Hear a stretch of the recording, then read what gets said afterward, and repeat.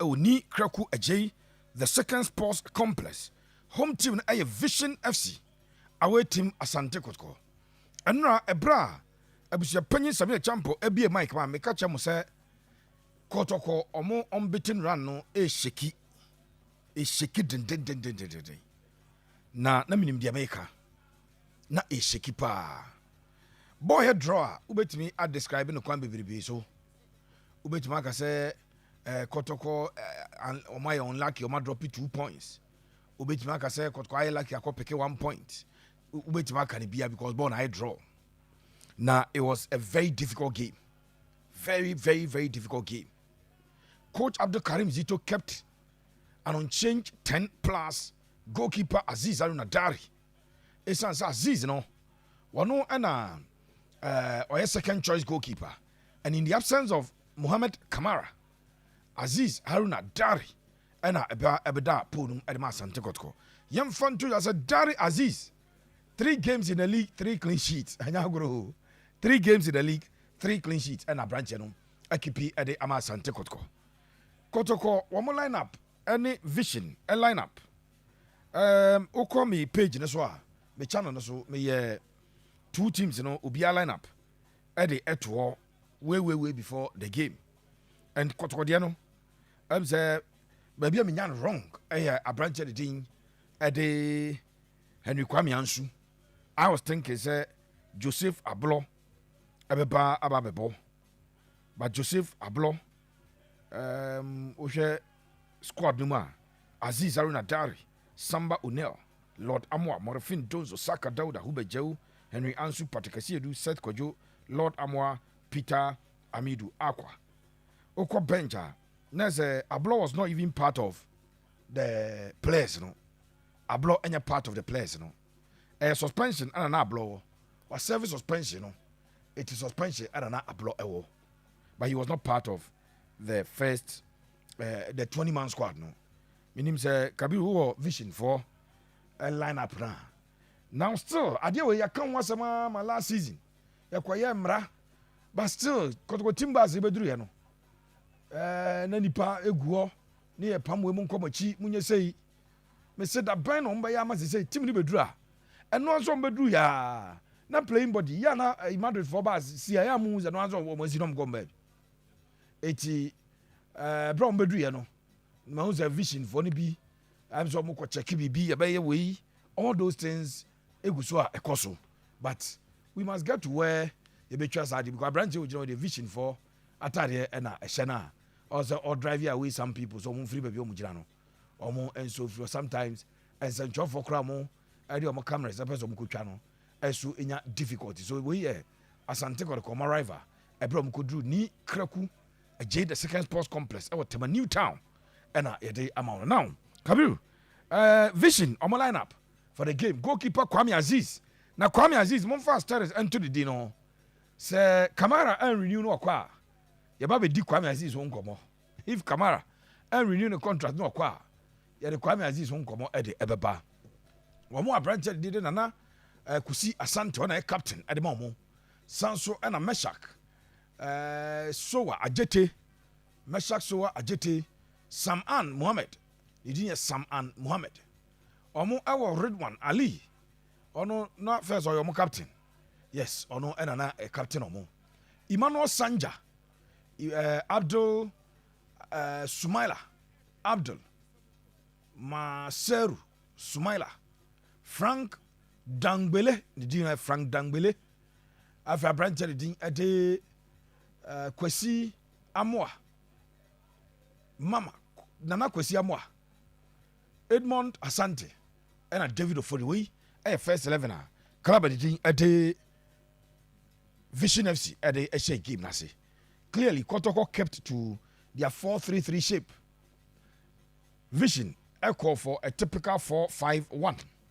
Vision coach, having watched Kotoko, and they had to full gamer, Kotoko dominated the middle, decided to say, miti Kotoko in the middle.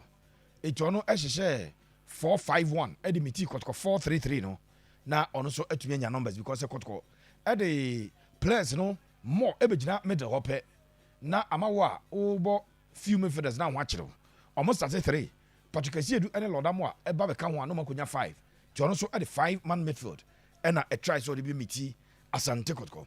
Few incidents are a bad game no na ye be kan wasem any first one mame abranche de ade pitami do akwa game ne chance ye no the first 20 minutes of the game 25 your ball minute 1 to minute 25 se no obi be she go na Asante Kotoko minute 1 to minute 25 Kotoko should have scored. Na abranche din ade Lodamo ane de onimbo no bopa maka che say Lodamo nimbo no bo. So look at this move and Kabiru Nyametere. You look at the position of Lord Amwa. A brana born our middle no Kotoko echire. Then Lord takes off and was signal midfield and say Oba. Then Samba the captain etwa ball no ekomano. Look at Samba. Etina born our goal center line as well. And a Samba etwa pass in the bread Lord Amwa. Lord Amwa, look at the incisive crosser oye. And born oye cross no.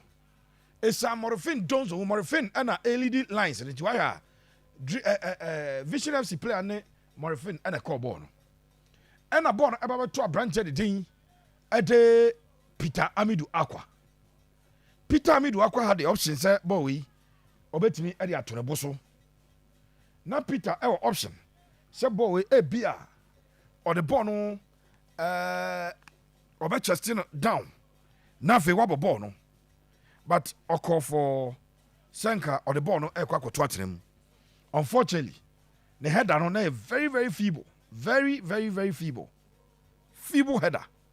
And a branch of the koya. And to me, I'm a bono and kwasadie. Na ese isi echo.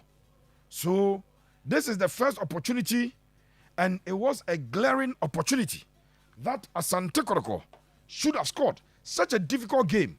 What you need to do is to take advantage of the details. You know, concentrate on details. Newman Ketenketi Abebemna. It will a play advantage. Unfortunately, Peter Midwakwa said it was here they born straight at the goalkeeper. I'm not sure Peter counted this as an opportunity. I'm not sure Peter ever said opportunity. And Unim said it was on the ground. As a because advertise a bicycle kick. Or Jibon also to the Bosoa. It is possible to get a foul. I'm a penalty abba. Unfortunately, a branch say and head a bono. Emma Bono and to me uncle Tottenham. And no Peter Amidou Aqua. How or no echo Sabono. In my estimation, that was poor. I think that he should have taken the ball on his chest, control that one, no slot it in because goalkeeper no. Now uja middle, so keeper no a position here middle. Kwame Aziz, or a goalkeeper no more time no one play. It's your control ball now or call for placement. And now say the tino crowd they had the ball no. Now say go directly Nitino they had the ball no. Now say go call for direction placement. Some may call left side, may call right side, but I straight at the goalkeeper, and that was the first major opportunity in the game. A folly to Kumase Asante Kotoko. One amfa bowi amfa nyahwe na huge opportunity. Now Dauda Saka abranche no ni injury hampa because or recover ye. One share Kotkone Karela bia ne input e wo game no was ro. Kotkone has a folk no ne ball boy no. Me Pepe kwa metime ayina as one of me man of the matches, one of more content no account. So share ball no try wa me abagazo wanya assist wan go. But the offensive and defensive attributes on the day, now a super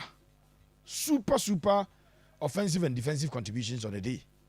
And a branch. Unfortunately, Saka Dauda, 32nd minute, and pick a knock. Or yes, what but by the 35th, 37th minute, now as a substitute, you know. On also more short way, Emma Echo goalkeeper also. Nediano, mean blame because now only clear sight at goal. On one movie ball neba ojina so ba kumienu na o deliver shot but maka se goalkeeper Kwame Aziz mom fa de din nto da ba be din ho nkomo se Muhammad Kamara e decide say on extend the contract no na Kotoko enya suitors no mo to branch na omo player omo ni da no so pa mo kwakofa na ba no Kwame Aziz in fact ebra Kotoko efa abranche de din ade Dari Aziz Aruna no one of the goalkeepers are nani din eda prono so no na Kwame Aziz. This opportunity also went by. Again, me baba mount a penalty call.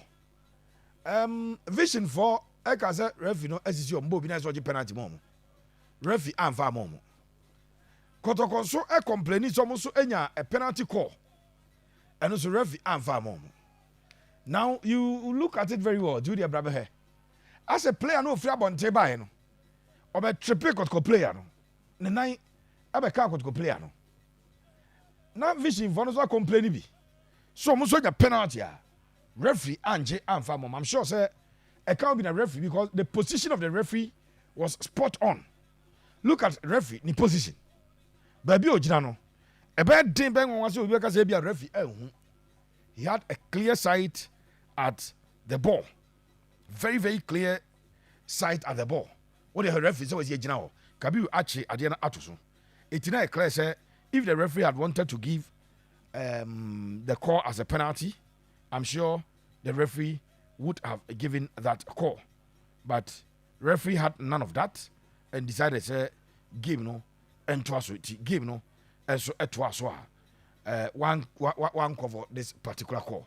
Referee decided that there be we and your baller obey penalty. So that is what actually happened. Me see few incidents are talking points in the game, no, and yeah, count some at the actual no. Then Makachos Asante Kotoko, 2 players as suffer injuries. 2 players of Kotoko as suffer injuries. Asante Kotoko 2 players as suffer injuries. A branch of the team at the Dauda Saka Dauda as suffer injury. Enti a branch no untimi anto aso. Saka Dauda as suffer injury. It went to me anto aso. Now his position was taken by Inusa Adams. Eba replacing a game. Then Seth Kojo and so Epra na iya ha adwene. The way I said asase e pagya no. Set modemono na se asase e pagya pa. So Kotoko Karela, he was the man of the match. Kotoko has a folk, he had a dominant game in the middle.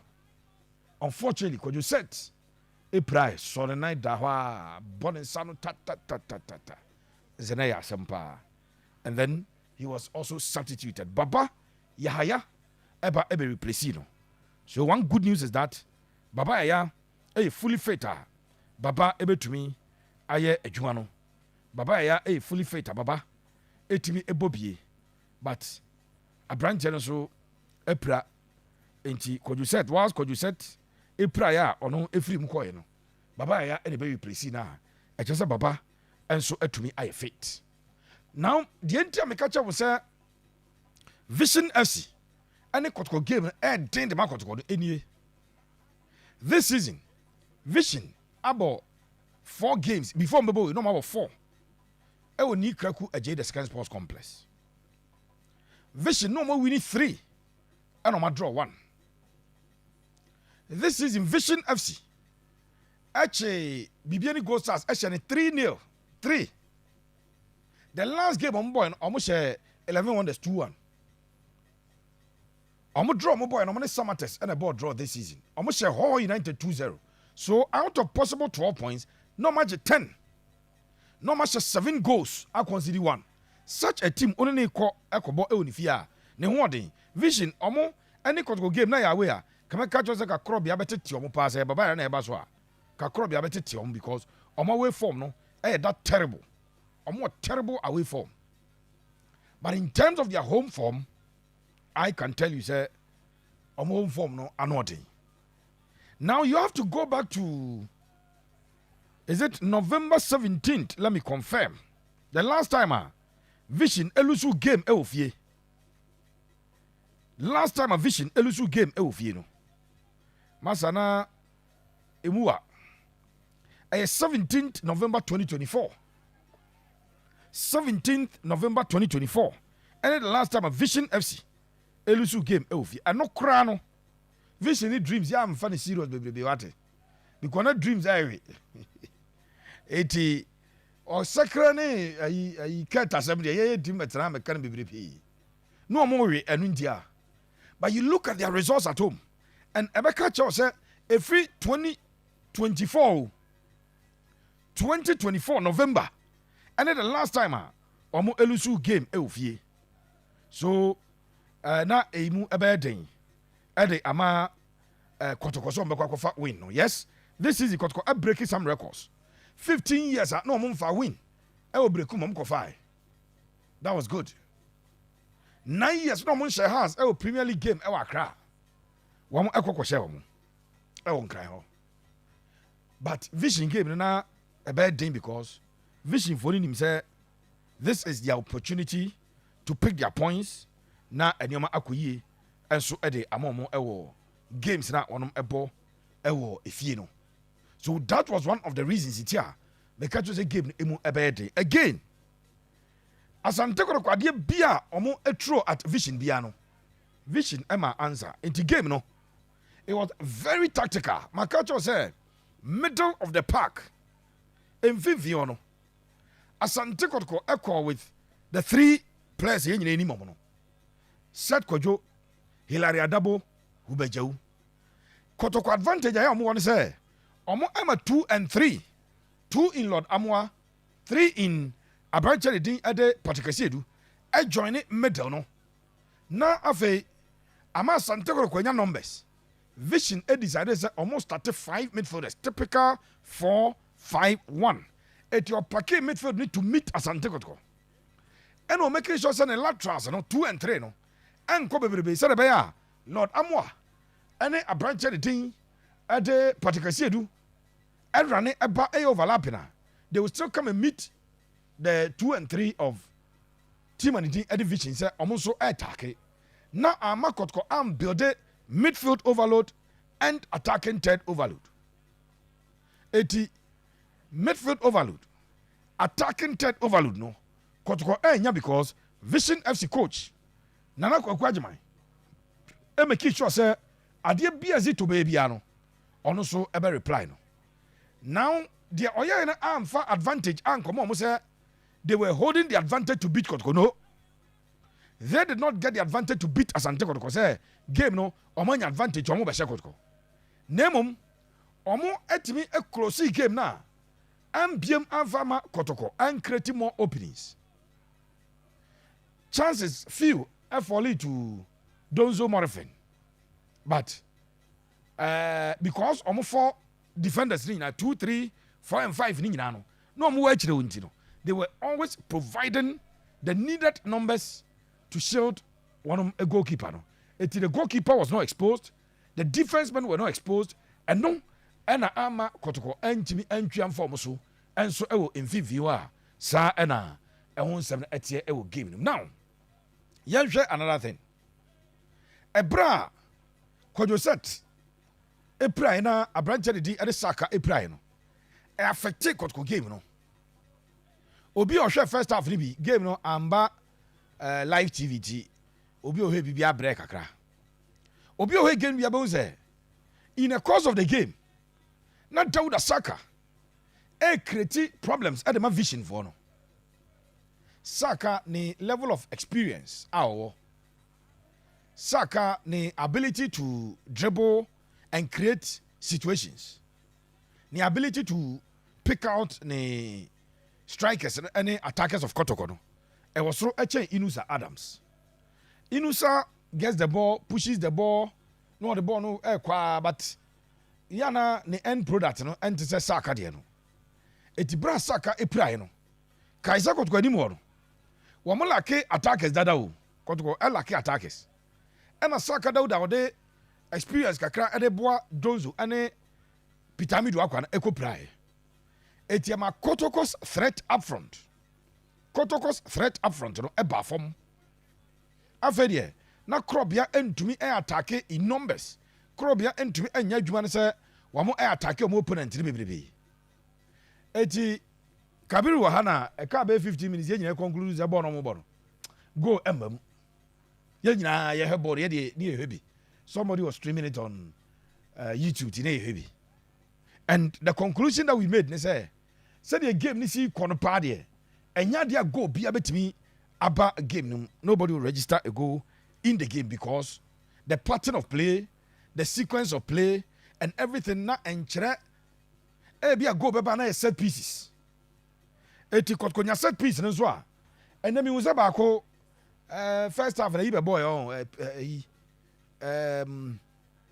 baako asa yi na ball first Henry Ansu and a particular say but goalkeeper Kwame Aziz me say on pre o eti we delivery way and one say Patrick a ball short na be 40-45 yards out and we puma short no but goalkeeper no and one say oda na ade so and na ochi no e di ikrai eti na go be free set piece Kotoko benya corner kicks bi a bra game ni abere here 89th minute na Kotoko enya a series of corner kicks but and so much be am profitity say open play pa after say saka free na Kotoko e be build a question e be den na e be take sa situations from or building on set pieces, you know. And also, you know, him say, your team see about set pieces now. One more answer that I'm for the serious. Because a football, a chambra, now set pieces near for the serious. Oh, as a Bobby Asher, as a try, near try be an kekeno. A chums abren. A drew baby a set pieces, a determine results of games. Now, no Sunderland and Arsenal. Sunderland won't decide, say, baby Arsenal is strong, almost be my fear of to almost at the set pieces, you know. I had dream. It is about time. Coach Abdulkarim Zito. Coach, where you Madrid, I think that if you find a way to work on the set pieces of Kotoko as a coach, if you may need somebody else to come and do it, I'm sure your recommendation to management will help. Or recommend it at the man and up in Crabble say, Pep Obia, Obet training players on set pieces. I think it will help because Bona Amranchano Airborne. A do time be match boot for boot. Is that your Kotoko midfield no coach Ojinam Adema vision. And I could quite a match boot for boot in the middle. And make it also on Makotoko. Sa opportunities in Ewan Vivion. No match your mono. The next say Kotoko now or rely on set pieces. Kotoko rely on throw-ins, corner kicks, free kicks to break side your friend say vision. Unfortunately, Kotoko themselves are not too good when it comes to those situations. Inti one more a pre-born a boya bibia entumi and free armor. On a balance of play, BGD say two coaches, you know, Obia Machi, Obia boot for boot when it comes to tactics. So Obian will dominate tactical play, no. And a both set of players with 15 minutes to go, I said Obia is satisfied with say game and in a draw. Both set of players, no Obia is satisfied, say game a draw or is satisfied. So that is what actually happened in the game. Yeah, you cover at the Emma Mono. Asante Kotoko and Shebi and aside anything at the Vision and Shebi. 0-0 drawn game. For Vision, so far 5 games at home. Omukra 11 points. Oma draw 2. Oma draw 2 games. For Kotoko, 4 games away. Oma we need 2. I draw 2. They are yet to concede a goal. Kotoko and concede a goal when it comes to one ball away. Sa ena eche aide e won 7 ede ebro meba na afi kabirwa mene no atransidia the discussions around game no any league no and implications na ade abro